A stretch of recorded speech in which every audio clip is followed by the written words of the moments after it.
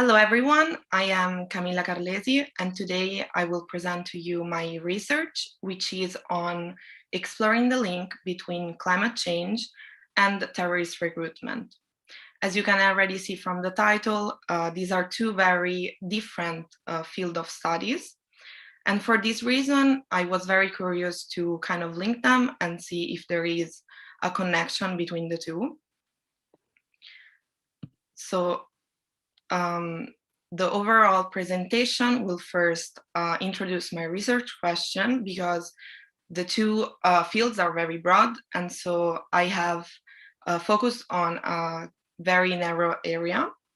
Then I will introduce why these topics are relevant and how they are influencing the policy making of our states. And later, I will introduce all the evidence that helped me to arrive to the conclusion that I have gathered. These will be maps and interviews on the field.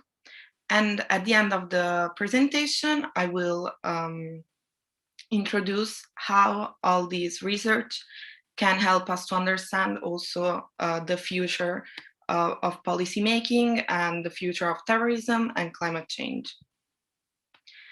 As I said, I have focused on a narrow research question. This is the following. Are draft and water shortages likely to help ISIS recruitment in the Middle East in the coming decade? This research that I have done has actually helped me to understand that draft and water shortages are linked to ISIS recruitment because they have fueled ISIS recruitment in the past. And for this reason, they will also help ISIS recruitment in the coming decade.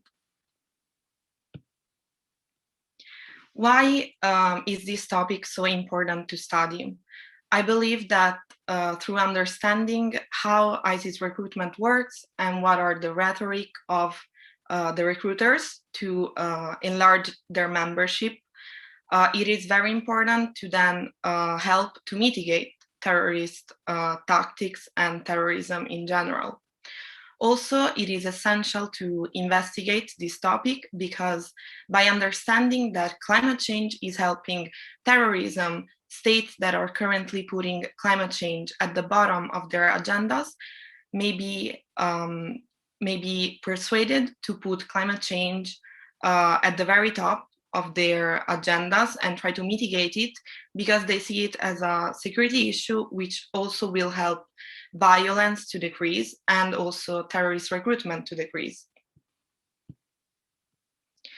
Before starting my actual research, I just want to outline all the factors that are helping extremism, civil war, and violence in the Middle East, which is the region, as I said, that I have focused on.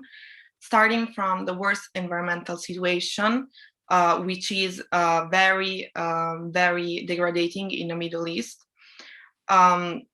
This factor has led to a decrease of arable land.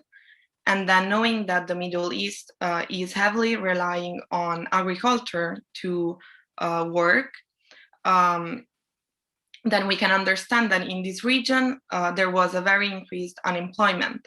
Increased unemployment, of course, has led a lot of political discontent. People have been losing their faith in the government and in the restoration of their jobs. And through this, there has been a rise in extremism, civil war, and violence. Of course, all these sentiments have led to state failure. State failure also means the inability of governments to respond to the needs of their citizens. In particular, in the case of climate change, there has been a decrease or a complete absence of mitigation strategies, which of course has led to a worse environmental situation. So overall, we can already grasp that there is a link between the worst environmental situation, extremism, civil war, and violence, because they are both fueling each other in this kind of vicious cycle where each factor is a threat multiplier of each other. In particular, going in my research and in my findings, I have, as I said, analyzed maps and on the field interviews. The first map that I will show you is this one. It shows the draft severity by country. It is very clear that draft severity that is highlighted as the worst with the color dark red is very present in the MENA region, the Middle East and North Africa region. So just by looking at this map, we can see that drafts are mostly present in the world in the MENA region. If we go and look also at water shortages, this is the other map that I looked at, where the worst water shortages are emphasized with the color light blue. So you can see that with light blue is the places where water shortages are the worst in the world. We can see that there are exactly the same countries that are emphasized in the map. In particular, I have pointed out Tunisia, Libya, and Saudi Arabia. This is because I will show you later another map that emphasizes that the same countries are the countries where ISIS recruitment has been the most successful. So by establishing this link, we can see that there is actually a direct connection between the two. Before going there, I just want to make you understand better what absolute water scarcity means. So in this tank, you can see that it can be filled with 500 cubic meters of water. This is the amount of water that people that are living with in extreme water scarcity are living with. So absolute water scarcity means this amount of water or even less per year. If you think about the fact that the people that have been led into joining ISIS are living with this very short amount of water, you can start to understand why they have been convinced to join such organization, not because of their ideals, but rather because they were desperate because of the conditions caused by climate change. Going back into the link between the two, you can see the map of ISIS recruitment locations. So in dark red here, you can see the countries where ISIS has been the most successful into recruiting its members. As I said before, these are Tunisia, Libya, and Saudi Arabia, which are exactly the same countries where water shortages are the worst in the whole world. This is a comparison between the two maps, just to help you visualize it better. Exactly the same countries that are in dark red, where ISIS has been the most successful, are also the countries where water shortages are the worst. Despite this overlap between the two maps, we can still think that this is purely a coincidence that the two are linked. In order to investigate whether or not this is a coincidence, I have looked at interviews in the field that have been conducted by asking to farmers that have witnessed ISIS recruitment in the Middle East. So among all the interviews, I picked the one carried out by the National Geographic.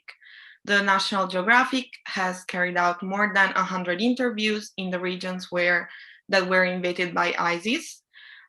They were mainly asking to people why their friends, their families were led into joining the organization. To all of these questions, farmers and people living there all replied that climate change was one of the main reasons why they were led into joining the organization. This is because they were unemployed and they saw ISIS as the only employment opportunity that they had other than farming, since their fields were completely ruined by climate change.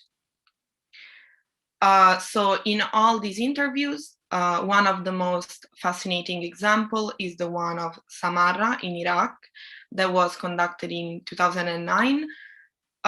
This episode is key to understand the link between the two because witnesses have stated that ISIS would enter in the city every time that episodes of droughts and water shortages would occur.